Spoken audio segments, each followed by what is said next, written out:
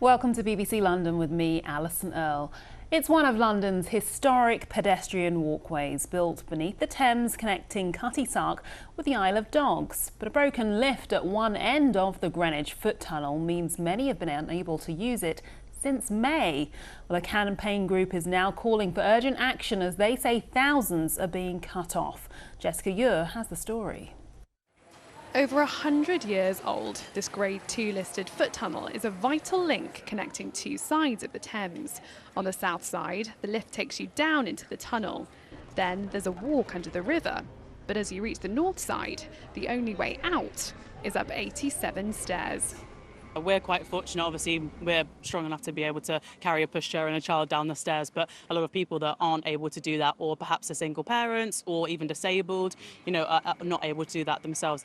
It's a real nuisance. It's not so bad for me as I'm walking, but for people with bikes and pushchairs, and they've been out of order for such a long time. My husband wasn't able to come because the stairs are too much, but yeah, we're tough. We'll have to carry the bikes downstairs. And is that quite frustrating? Yes. For Louise and for Biggie, the lift has been a constant frustration since it stopped working in May. If I want to take my dog with me, then I've got 87 steps to carry him down, and then when we come back the other side, I'm going to have to bring him back up again. If I were to go further east, I'd have to go to Woolwich, which I don't even know how much time that would add to my journey. And if I travelled further west, I'd have to go through Rotherhithe Tunnel, which also has traffic. And I don't really want to be in an enclosed space with all of those fumes. So the responsibility is Greenwich Council. They're responsible for managing it. With people walking and cycling more, in fact, there's a lot more footfall, cycle fall. And because the Cutty Sark station is closed, also that's had an impact on the movement in this tunnel.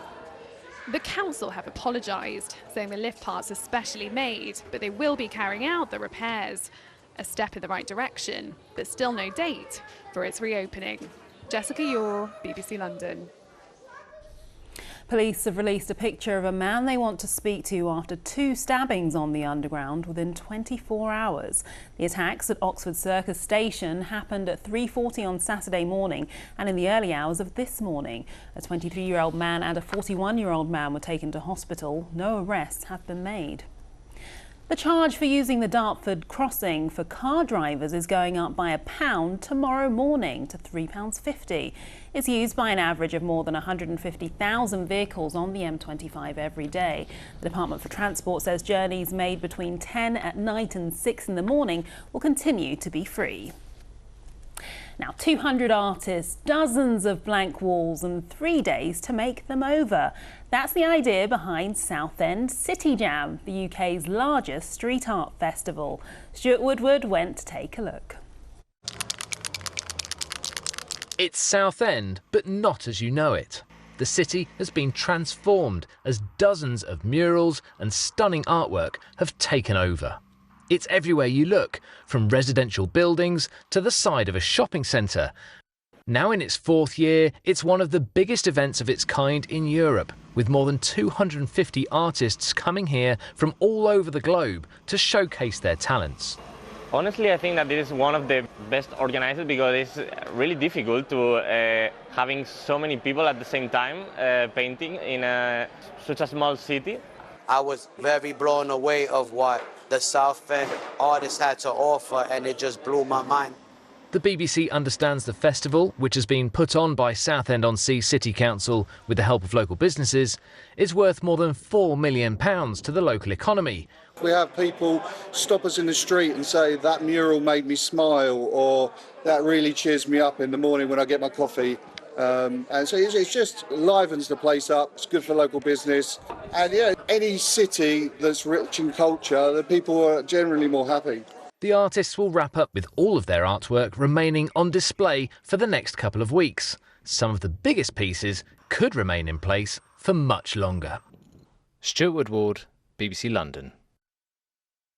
Two men are in hospital after two separate stabbings at Oxford Circus Station.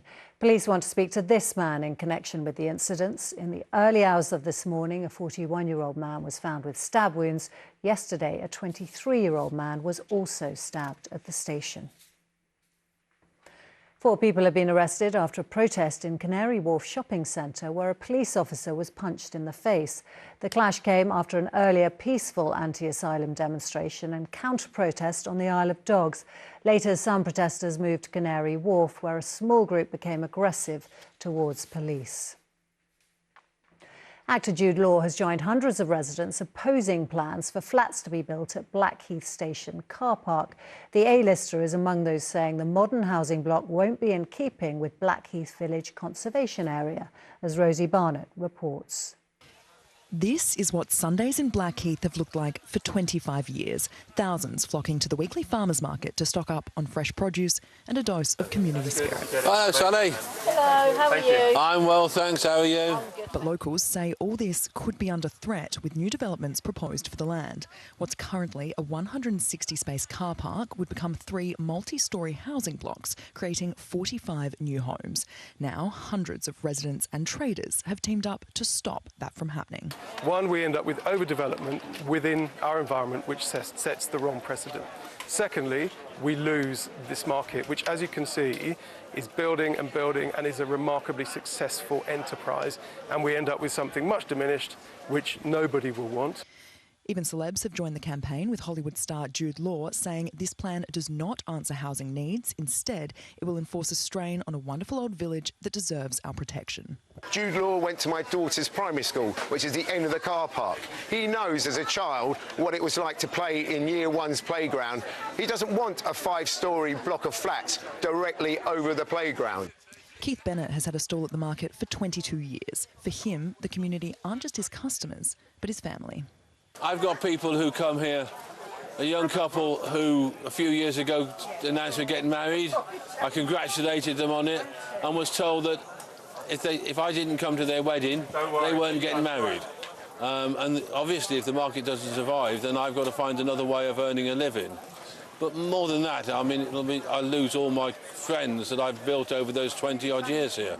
London Farmers Markets has supported the building proposals, saying there will be temporary locations available for stall holders while construction is underway, and after that there will still be a viable marketplace here. They're urging campaigners to get behind the plans, saying if another developer were to come along, it could risk there being no future for the market here at all. Even so, nearby shop owners say the 2 years of construction and the loss of car parking could be fatal for business. I would struggle financially, and it would probably mean that I would have to close the shop. It's my livelihood, you know, so I'm really concerned about it. The developers Acorn say the proposals will deliver a substantial number of public benefits that supports both residents and the natural environment. A final decision on the plans is expected this autumn. Rosie Barnett, ITV News.